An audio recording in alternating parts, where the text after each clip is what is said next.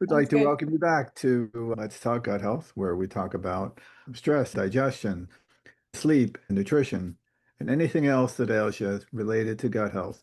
Every week, we speak about a different topic and we invite people to join us. Terri Rahman and I are here to assist you. So, Terri, why don't you say something?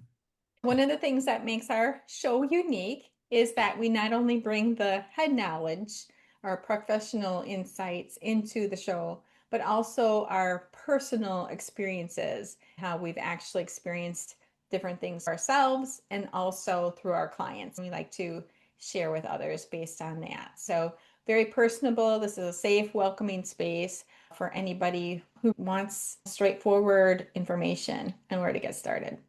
Today's topic is on sleep.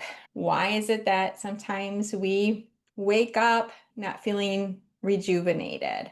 Is this something, Nikole, that you've ever struggled with for yourself? In the past, yes. Okay. What had worked for you to get you back on track? Couple things actually. Supplementation is one of them, Okay. Supplementation. and exercise has been huge. Exercise. I'm so glad you mentioned that. That's perfect. May I ask what kind of supplements in particular that were very helpful for you? I do take magnesium at night, which Okay. helps immensely. Obviously, it's all natural. I also take a hop extract that is all All right. natural. Okay. Okay. Very good. I've mentioned that in previous conversations about the hops extract and some of the other things. I know that you're somebody who likes to focus on the brain-gut connection and vagus nerve tone. And I know you're very keen and knowledgeable about the vagus nerve. So what's been your experience with the tone, vagus nerve toning and stimulation? What I'm finding is there are so many ways we can activate that vagus nerve, humming or cold plunge. I'm a Florida girl. I'm not big on cold plunging. I don't do ice baths. It's a good thing to activate our vagus nerve and put us in that rest and digest mode, but that is a temporary thing. So I landed with the extract. That is something that activates the bitter receptors in our body and stimulates the vagus nerve to the point where it stays in that rest and digest mode for about 9.5 hours. For me, that was huge. That was Mhm. extended time of my body healing. I don't take it at night. I take it in the morning. I focus, but the sleep at night has been incredible. I know some people take it at night. It doesn't really matter what time of day because when we go to bed at night, exercise, like I said earlier, helps me. I feel tired at night. Then sleeping, we're resting and digesting in that parasympathetic mode again all night long. How would you rate your sleep quality right now in terms of deep sleep? According to this little monitor on my wrist here, Yeah. Okay. my sleep has been fantastic. I've noticed because it measures my heart rate, my resting heart rate 64, 63, somewhere in there. It was getting to the point where it was in the upper 70s while I was sleeping. The heart rate, the snoring, the deep sleep, and oh my goodness, I'll look real quick. The heart rate was a big deal for me because when those numbers started shifting. I know when we're sleeping, that's all supposed to be low and the heart's supposed to be calm. The blood oxygen was another big deal. For me, it was severely low when I was sleeping. And now it's up in the 90 percentile. My heart rate is down in mid to 60s. So it's been a really great shift. I've noticed that's a big difference for me.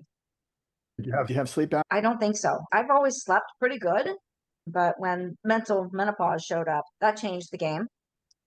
That's a Uh, big issue for a lot of women. Yes. Hmm. I couldn't figure out why I was waking up at 3 in the morning until I found out that was normal on a nightly basis. But now I get up very rarely, use the restroom, but I'm back to bed, I'm back to sleep. It's been a journey, an amazing journey. And you wake up feeling rested, which is key. mhm. Yes, that is key. And I just want to commend you for all the work that you've done, especially when in terms of movement, because movement is going to help your heart rate, the oxygen into your bloodstream, your microbiome. It all works synergistically, and you're sharing with us really how impactful that can be, along with the other things that you did with your supplements. But exercise is one of those freebies that we all have access to that can really promote a good sleep. I say to people, try to avoid doing vigorous exercise after 6 p.m. because whenever I've done it, I don't know about you, but I've been wide awake and I can't fall The asleep. serotonin's just Right, going. right. Yeah. Yeah. This evening, I think I'll take a bike ride. And twiddling my thumbs at 10 p.m. still not asleep. Oh my gosh. What have I done to myself? So exercise in the morning. I think another part of great sleep is getting that circadian rhythm intact, right? By getting that morning sunlight as soon as you can. Is that part of your practices at this point? It is more about the circadian sunlight and the grounding and all of that good stuff. Being in Florida, of course, you don't have to go far to get sunlight in the morning. You don't stay Right. out there very long because it's too hot at this point, but getting the sunlight just feels like it gets the motor running. Yes. The circadian rhythm is something I'm hearing more about and it fascinates me. As far as the routines, structuring your hours of sleep and getting up at the same time, going to bed at the same time, avoiding some of the stimulants like blue light, minimizing blue light after hours, and just allowing your body to fully digest your food, not eat too close to bedtime. That can affect things like your heart rate variability and something that could be look at your overall resilience and function. As a general rule of thumb, I don't eat after 6 p.m. eating, but I do have a television in our bedroom. I do like to lay down at night and watch TV. Nothing too stimulating, it's like nothing that gets my brain going. It just bores me a little bit, kind of Yeah. puts me off to sleep. Then I'm right off to sleep. I'll shut the TV off. I'm right off to sleep. Right. Hmm. I think it's interesting is the EMF factor. There are certain things that can affect your sleep, whether your phone is near your bed, other electronic devices in the bedroom can affect your quality of sleep. If it hasn't, that's great. Your internet access at night, these things can certainly affect your quality of sleep. But if you are getting quality sleep, you're getting deep sleep, you're getting REM sleep, then you should be okay and it doesn't seem to affect you. Obviously, there are guidelines to look at different ways we can improve our sleep. Things are individualized as far as how things affect us one way or the other, right? Yeah, I've Yeah. heard about that. The younger kids that have insomnia. It just seems so common when my kids were teenagers. I can't sleep and they're up all night and sleep all day, but it's the screen time. Their brain is so overstimulated that Mhm. they can't sleep. That is a huge problem that I'm even seen with adults too, not just the teenagers. People are getting really addicted to doom scrolling and social media, having a hard time stopping at night to help shut down the brain. I encourage my folks 1 to 1.5 hours before sleep time to start doing some de-stimulating activities, not learning something new, not exercising, not watching some scary movie, but really having a nice evening routine that relaxes that nervous system. If you think about it, if we're constantly stimulating our brains up until bedtime, your brain has to process all of that. What I found is people will actually wake up at 2, 3 in the morning because their brain is still on the go. It's not really to a point where it's settled down enough to Mm. allow for that deep sleep to happen. If they should wake up to use a restroom or whatever, then it's really hard sometimes for them to go back to sleep because they've stimulated their brain way more than it needs. One of the really good books I remember is Why We Sleep by Dr. Matthew Walker. It's got a fabulous TED Talk as well. It's like 20 minutes long, and he goes into a lot of the science behind the importance of sleeping at a certain time every night. He recommends making sure to set the same time every day.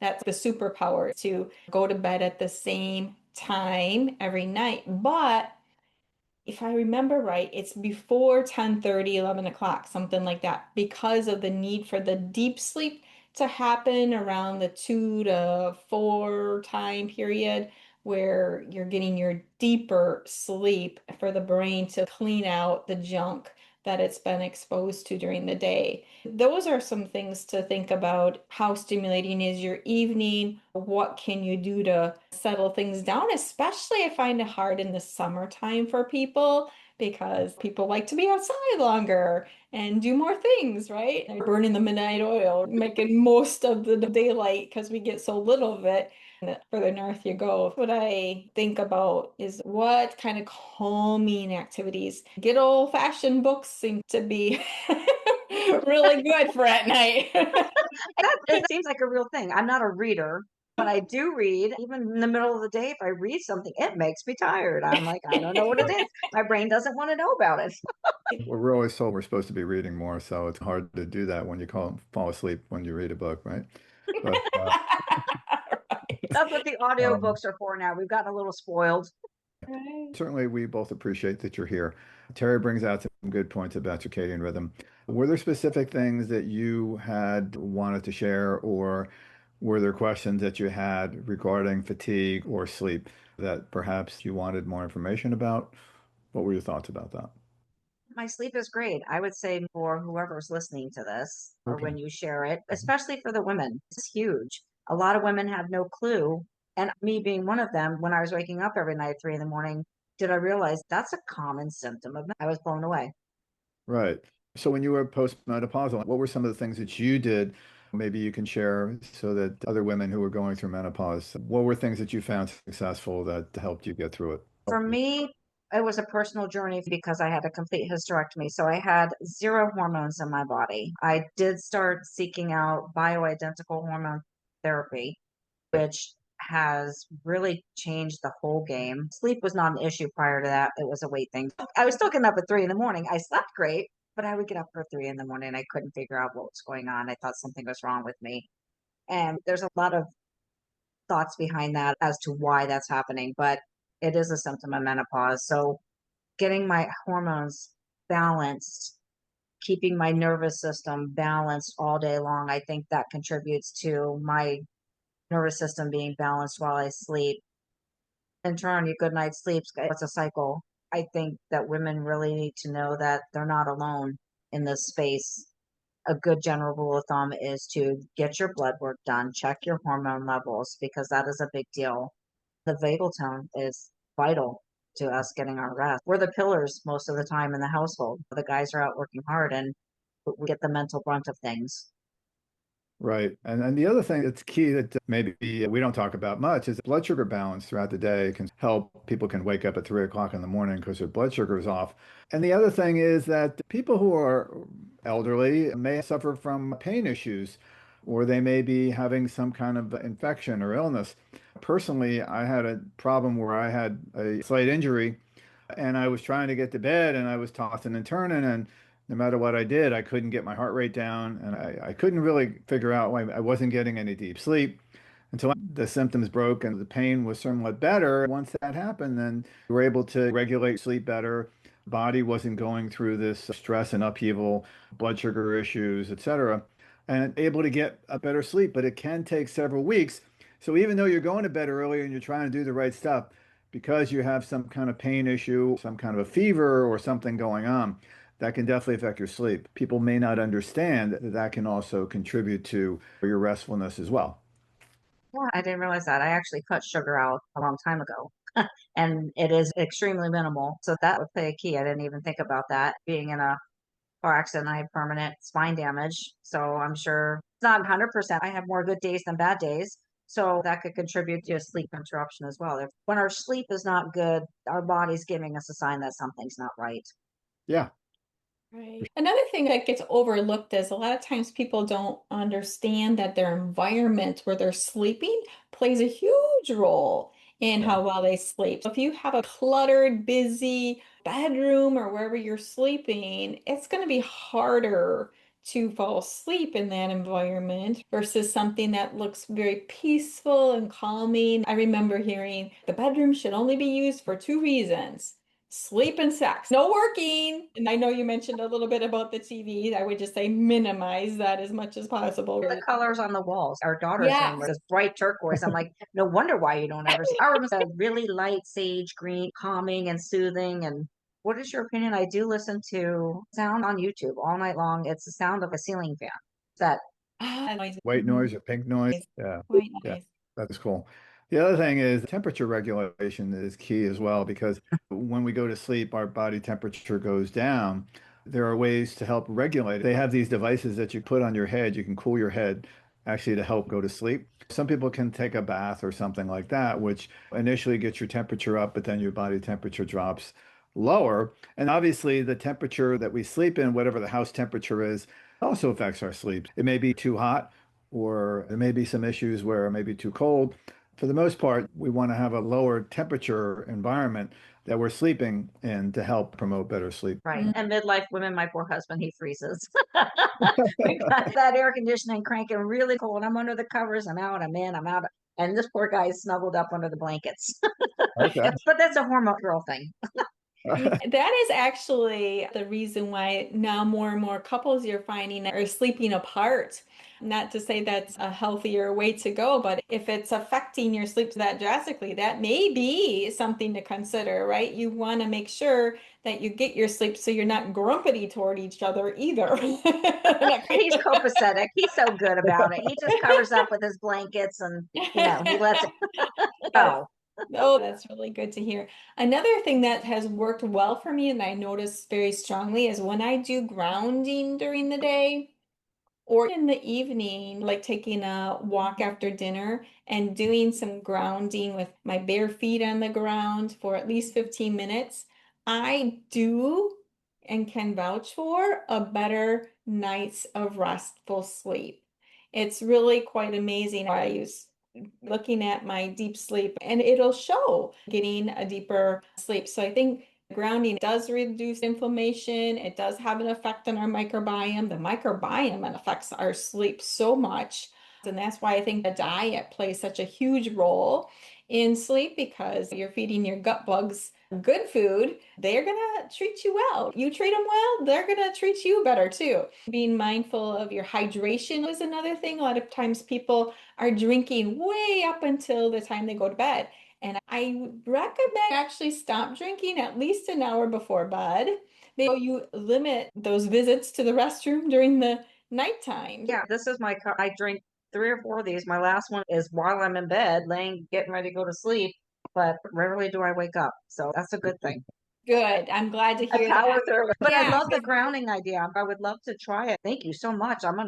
Because it breaks down my REM and deep sleep, see how that Uh-huh. changes things. yeah, Yeah. it's a free thing to do. And there's actually a movie called Earthing, and it gives so much data in there. I can double check on the title of that if you're interested, Nicole, but there is a amazing movie out there that shows how impactful grounding is for healing the body. I love it. I put my hands, my feet, as much as my bare skin as possible. I hear that it can actually go through your socks too, but I just prefer to get my feet on the ground and my hands put back and I'll just lay there. It doesn't take long. I did this last night after walking with my husband and I'm like, it really feels good after I do that. And I had two deer come up toward me. They were curious, what are you doing over there? Mom, is that you? It Well works done. for jet lag, I can tell you that. Really? But Wow. the other thing that's tremendous and something worth trying for those who are wholehearted and want to try something unique, grounding before bedtime sounds like a fun idea to do.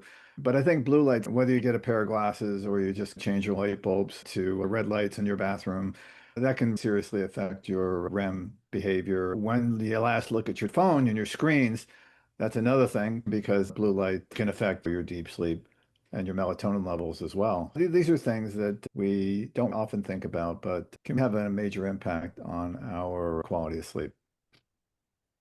I used to wear it. I haven't had to lately, but I bought those blue light blocker glasses to wear at night because Yeah. of the sun being up until 9:30 at night.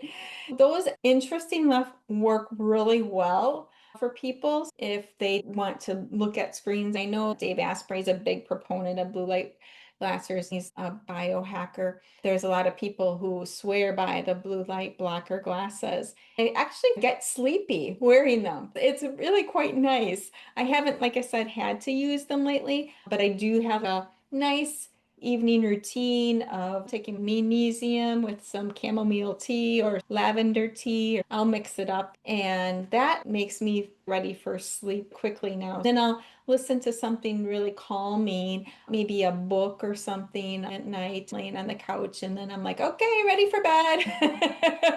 I put red light into my lamps in my bedroom in case I would have to wake up. I turn that light on versus a bright light because I'm then able to go back to sleep very easily. That would be a good topic. Let me know when you guys talk about lighting because I'm in.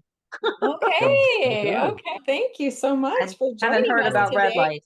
It's like the old incandescent light bulbs as opposed to the new fluorescent and these energy efficient bulbs, LED lights, which are Yeah. really horrible blue light and they totally disrupt your sleep.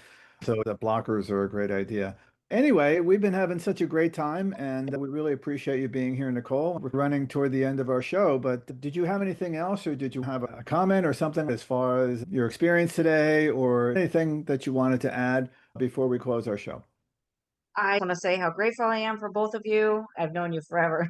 I feel like I've Grateful known you for you too. forever. Terry, you're a new one. But I'm very grateful for both of you guys putting this on and the grounding. The information that you give us is priceless, and I'm very grateful.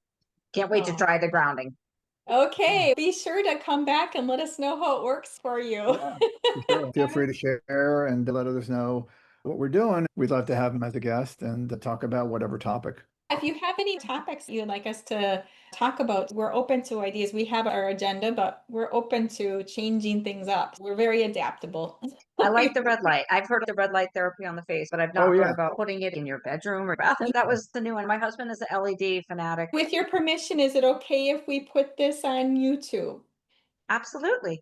Okay, so people can watch it. Perfect. Thank you so much for the permission. It's a wrap. Terri Rahman and Philip Mack. Appreciate the contributions from Nikole. And we invite you back next week for another episode of Let's Talk Gut Health, where we talk about topics related to digestion, brain health, gut health, resilience, stress, anything that you want to bring to the conversation table. We invite you and encourage you to join us next week and in future weeks. Thank you. Anything else, Terri? Healthy gut, happy you. Thanks for attending today, Nikole. Take care. Thanks, guys. Bye. You too. Bye bye. Bye-bye.